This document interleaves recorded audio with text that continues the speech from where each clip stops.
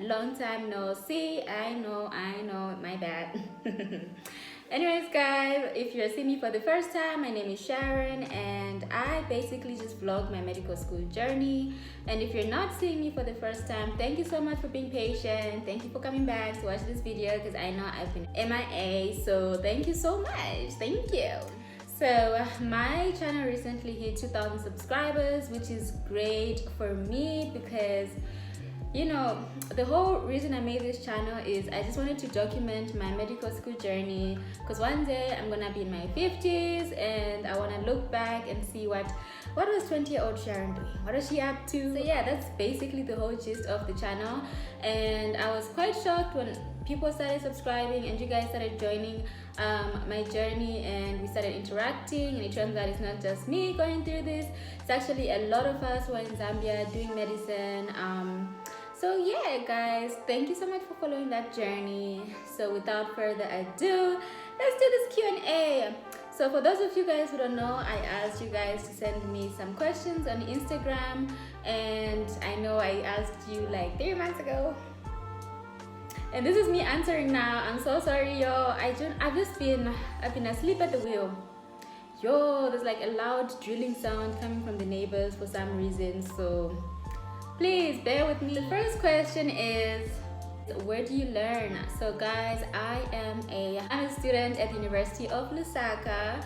I'm always reminding you guys that my school is new, so I'm actually part of the new intake for my school. So everything that is happening, we're the first to experience it, and yeah, we're basically the guinea pigs. And it's, you guys watch my videos, it's a hot mess sometimes, yeah, but it is what it is. So that's where I go to school. I go to school in the University of Lusaka. And yeah, the next question is, what year are you in? I am in my 6th year, 2nd semester.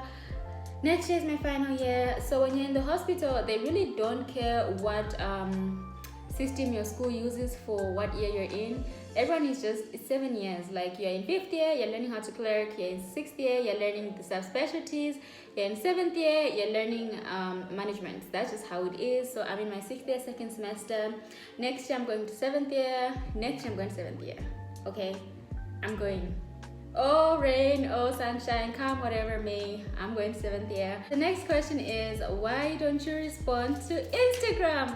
Guys, that one is my bad. I really don't spend that much time on Instagram. I really don't. And I've been sucking at responding. It takes me a very long time to reach me on Instagram. And I remember I once made a post on my Instagram just explaining that certain things, guys, I cannot answer for you.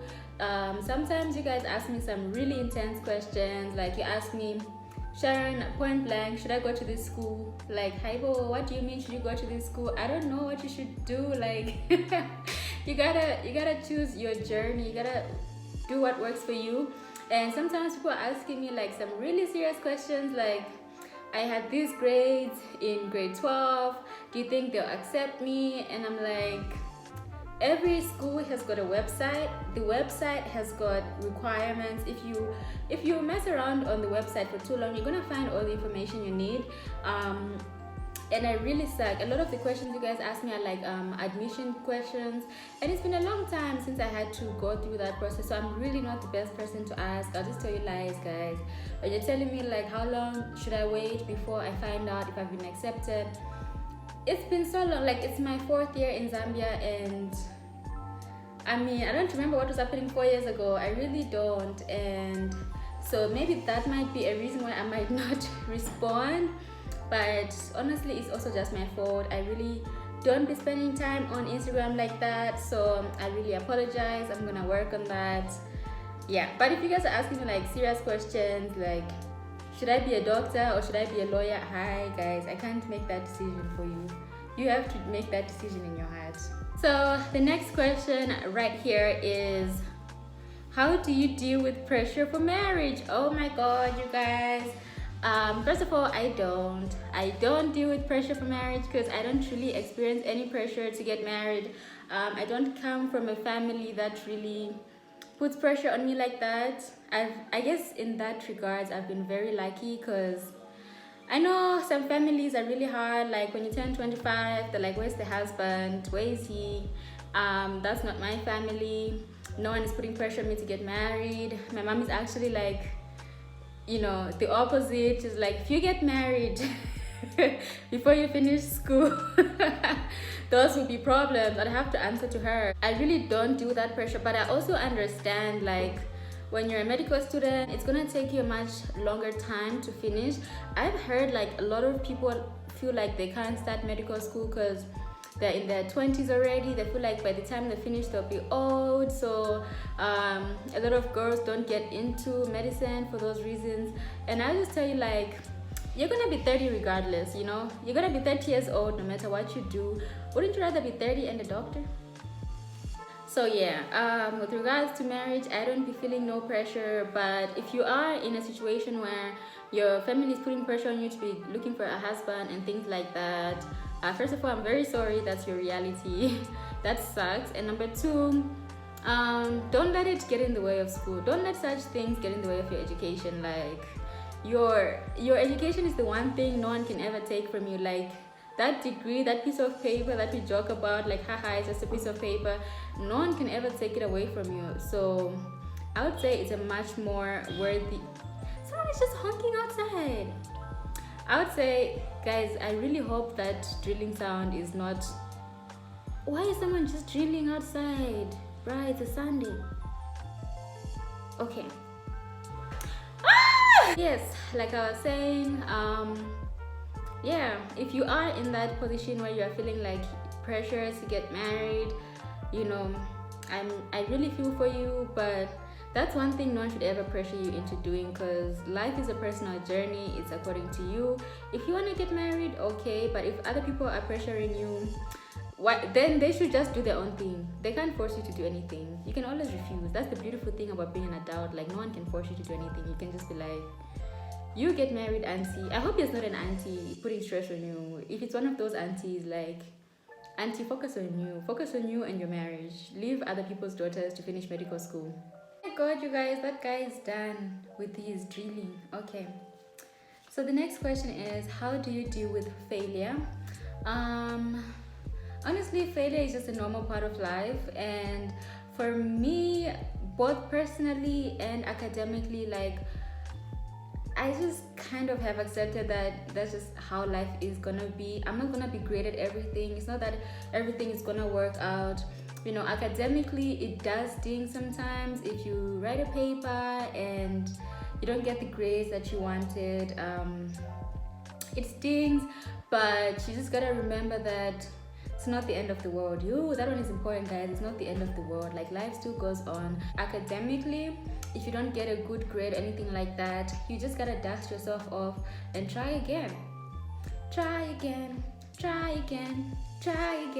I think I have mentioned in my other video that, you know, when I was doing pre-med, it was rough for me. It was hardcore. I was not getting the grades I was used to getting in high school, and it was very, like, it was very demoralizing for me. I was kind of feeling like, should I even bother with this medicine thing? But I never gave up. I always believed in myself, and you should always believe in yourself. Never give up. I know it sounds very cliche.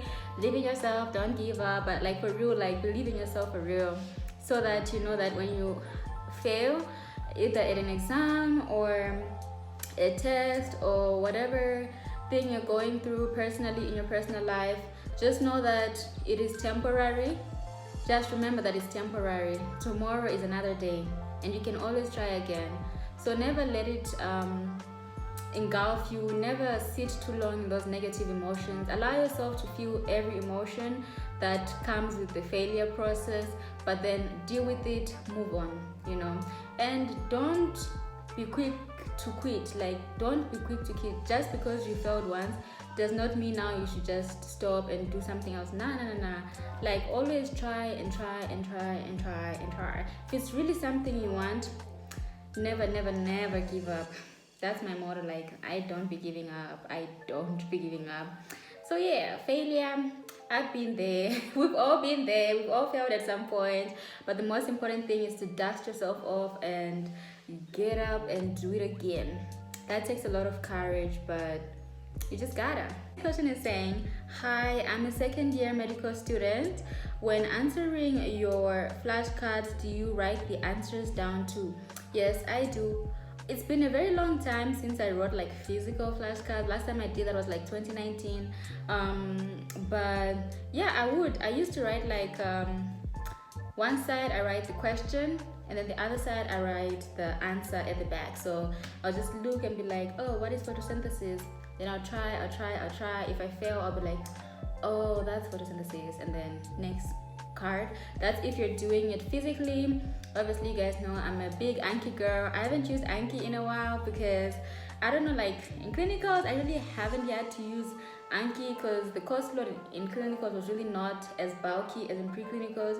But I'm an Anki girl, so if you wanna do it like handwritten, then yeah, I write the answers at the back. You gotta write the answers at the back, otherwise you're just walking around with questions. And I can just ask myself questions right now, like, what is the meaning of life? What are we doing here? I ain't got no answers, but if you put the answers at the back, then it becomes a study session.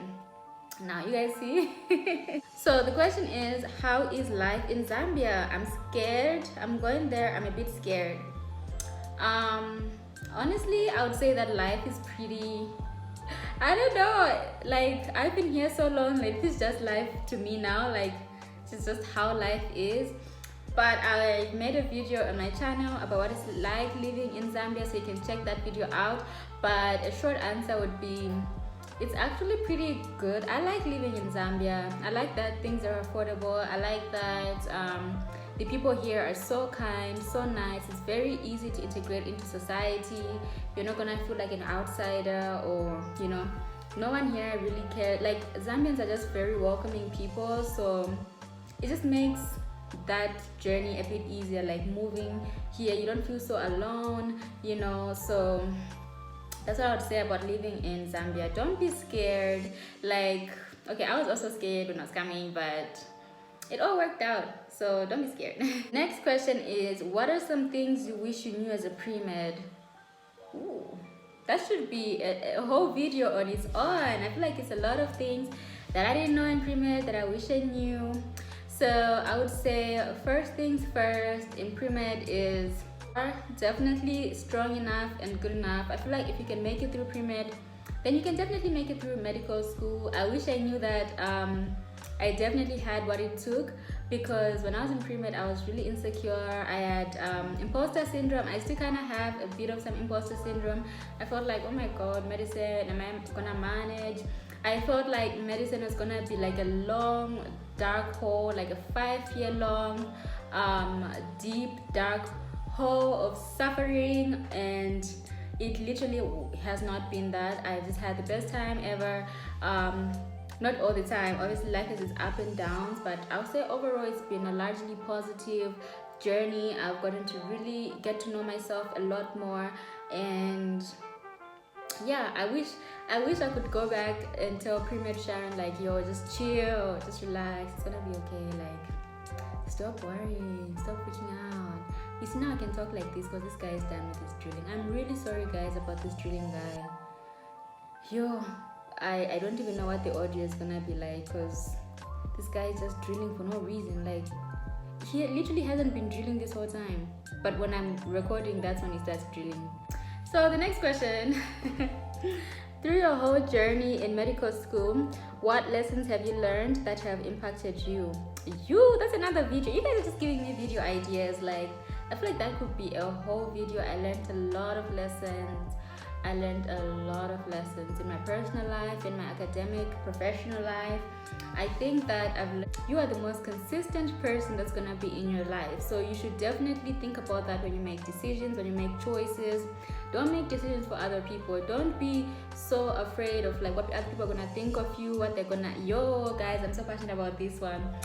Yay, other people's opinions are none of your business. Like, that's their opinions, you know. So definitely when it comes to like integrating that lesson with academics, it's like you don't have to follow the crowd. You can just do your own thing. It's a lot of lessons I learned, guys, you know, and that just means both in my personal life and in my academic life. Like, I am my own person. Just because the whole class is doing one thing, that's them, that's their own business, all the best.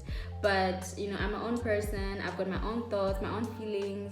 I've learned the importance of standing up for myself. I used to be like such a people pleaser. I'm still working on my people pleasing ways, but I feel like I've reached a point where like if I'm gonna do something nice, it's because I want to do something nice, and it's not like some people pleasing tactic.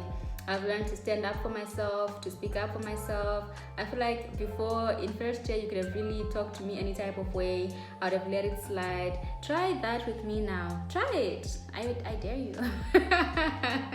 Jokes, guys. But like, it's been a lot of lessons. The most important thing, I think the most important lesson is that you are the most consistent thing in your life. Like, people are so temporary. They'll be here today, gone tomorrow. So you always have to make sure you're good. Make sure you're taking care of yourself. Make sure that your school is coming first. Like, don't be one of those people who just have group mentality. All your friends are going out, you're also going out, but then when they come home, they're studying and you're not studying. Like, don't be that person. Like, have some individuality, have a backbone, be able to stand up for yourself. People will try you, and this is something that my brother always tells me, is like, not everybody is thinking logically. Not everyone has got pure intentions. Some people are just whiling, and you gotta be able to stand up for yourself. Even though I have a very soft baby voice, and I'm really not the one to try anymore. At some point I was the one to try, and people did try me, but yeah, not anymore. And that stands for all matters. Another thing is like, sometimes you find people in your class are all doing one thing a certain way. You don't have to listen to that. You don't have to do that. You can just do your own thing and be your own person. Like, you don't really have to, just because these guys are going left, you gotta go left. Nah, you be your own person. So the next question you guys have asked me is, how does it feel to spend all these years studying medicine? Did it feel as long as it sounds? Yes, it's long, guys. It's long. Sometimes people will be like, it goes by so fast. No, it doesn't. It's long. You feel every inch of it. I'm in 6th year and I'm just like, when is this gonna end? I can't wait. I already know exactly how many months before it ends. So yeah, unfortunately for me, in my case, I've definitely felt this time. It's been a long time, but it's also been a beautiful time because I love medicine. So I'm getting to spend all this time doing what I love, but at the same time, it's a long time. That one you just can't run away from. I mean, a year or 2 years of pre-med, 2 years of pre-clinicals, 3 years of clinicals, 2 years of internship, 4 years specializing, 2 years doing fellowship. It's a long time, guys. It's a very long time. So the next question is, when will you be getting paid? Girl, I'm asking myself that too. When is the coins coming through? Hopefully during internship they pay me, child. I'm not really sure how that process is gonna go, but the answer is not now. Nobody's paying me anything for anything. I'm a student. I am of no value to anyone. I'm actually a liability in the hospital because I don't know anything all the time, but I'm just there taking up space. So yeah, I'm not getting paid right now, and the day I start getting paid, you guys, there'll be signs. I want to come out here and say, oh, I got a check, but there'll be signs. The signs will be me and my wigs, the quality of my wigs. I watched some of my old videos. I was just like, wow, I can't believe I wore that wig. Like, why did I do that? But once I start getting that money, you guys will see from my wigs. I will not be caught dead. I will not be caught dead in some ugly wig. Question, you guys, after the first degree in Zambia, how long is the remaining degree? So you're supposed to get your first degree at the end of 4th year, so 5th year, and then you got 2 more years after that, and then you get your next degree. So next year, at the end of next year, I'm writing my final exam, and then 2025 April we do our graduation thing. So that's how long it's gonna take. 2 years approximately. The next question is, University advice for first year students. Yo guys, this can be like a whole entire video of its own, and I feel like I should make that video. So I think the most important advice would be just tell myself to relax. Watching this TikTok and they were asking doctors what is the one thing they regretted about medical school, and they would always say not spending more time, just like having fun, always being stressed out on books. Like obviously medical school is hardcore, it's very intense. I mean you gotta be an athlete to go through this, but there is time to just relax, to stay off your books for a while, go for a walk, like go for some lunch, go watch a movie. All work and no play makes John a very, very dull boy.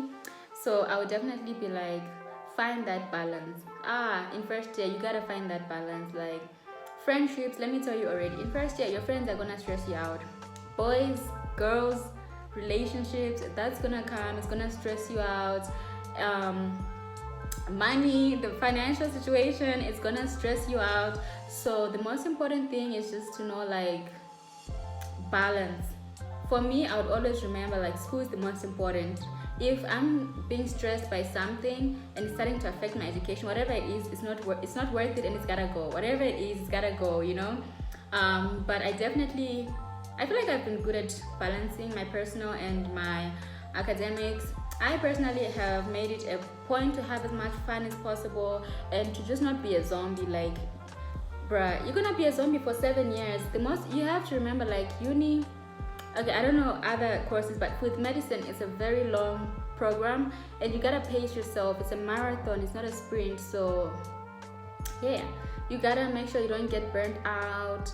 You know, don't be one of those people you're just studying 24 hours, like you don't even sleep, and you're in first year. Like, bruh, by the time you're in second year you're gonna get burnt out. So yeah, I'm gonna make a whole entire video over this because I feel like it's a lot I can say. And yeah, the next question is, what are you looking forward to the most after you get your second degree? Getting paid. Getting that money. I don't really know what else to say. Like, I want the coins, I want the check. I've been broke so long, guys. Being a student is a hot ghetto mess. Like, you are broke. Like, one thing you should know about being a student, the person who's asking like what advice do you have for first years, you're gonna be broke. I have so much advice for first year students. I'm actually so happy you asked that because I actually want to make a video over that. Like, you're gonna be broke.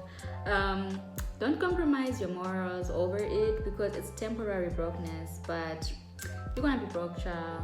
Anyway, so yeah, the first thing I look forward to after I finish my second degree is waiting to get recruited by the government, child, so they can employ me and you know, run me my check. So that's very honest, guys, it's just the truth. And the next question is, was it always your dream to be a doctor? No, it was not. My dream when I was in 6th grade, I wanted to be a fashion designer. And then at some point, I wanted to be a forensic detective. Then at some point, I wanted to be in IT. Then at some other point, I wanted to be I wanted to be an entrepreneur at some point. So I definitely had a whole bunch of other choices, but medicine was just the one that I felt like didn't lack anything. All these other career choices, I felt like they always lacked something, but medicine had everything for me. It had everything. So how am I gonna daydream about another career when I've got the ultimate career in terms of just I feel like emotional satisfaction, in terms of my intellectual curiosity. I feel like medicine really just answers a lot of that for me.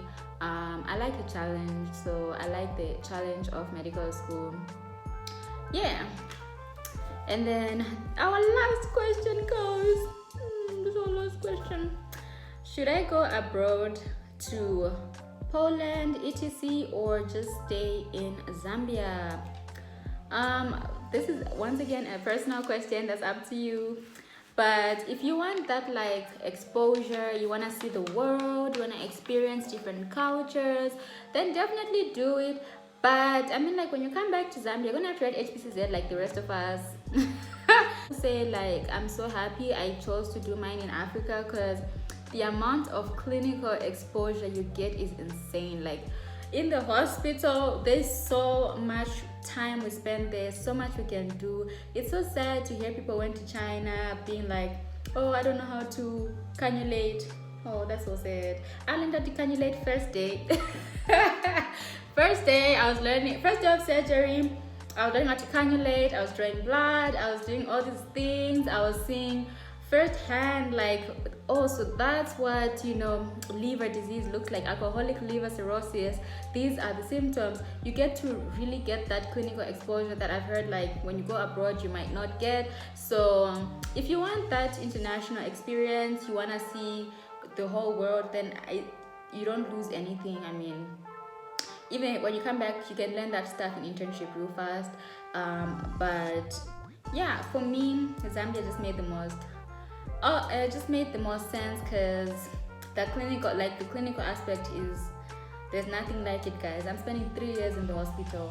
3 years I'm gonna be in the hospital. Right now is my second year of my clinicals, and I got a whole year next year. I mean, when I come out, what can shock me? Okay, a lot of things, actually a lot, but not like the regular stuff. I'm not gonna be shocked when I see a diabetic ulcer, because hello, it's diabetes. I know how to clean that. I know how to do everything you basically need for diabetic ulcer, because I've seen it firsthand. It's a different thing seeing things in the textbook and seeing it in real life. And some countries, just do your research, make sure whichever country you're going to, like, they're gonna give you that clinical experience, because if you just want to be an encyclopedia and you can't really do anything about it in your final year, just blame yourself. You played yourself. You have. But if they are gonna give you a good comprehensive section for the clinicals, then all the power to your sister. All the power. So guys, that's it. Those are all the questions you guys had for me. Thank you so much for asking. Once again, thank you for getting me to 2,000 subbies, and thank you for following my journey. It makes me feel less alone. It makes me feel like, you know, we're all in this together. So yeah, that is the video, guys. Thanks for the video ideas for, you know, the first years, the pre-meds. I will definitely make that big sis video. It will be me talking to you all as a big sis, because I've really seen what's out there, and let me just tell you, don't get some of these things, don't get. Anyways, I'll make it in the video. So thank you guys for watching. I really enjoyed talking to you through my camera, but I'm gonna be more consistent. I'm gonna be vlogging once again. I'm not just gonna say it, I'm gonna let my actions speak for themselves. So thank you guys for watching this video, for getting to the end.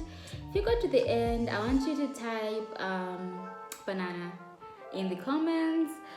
Thank you so much for watching. Till the next video, which is gonna be about the students, the first years. I'm making that video.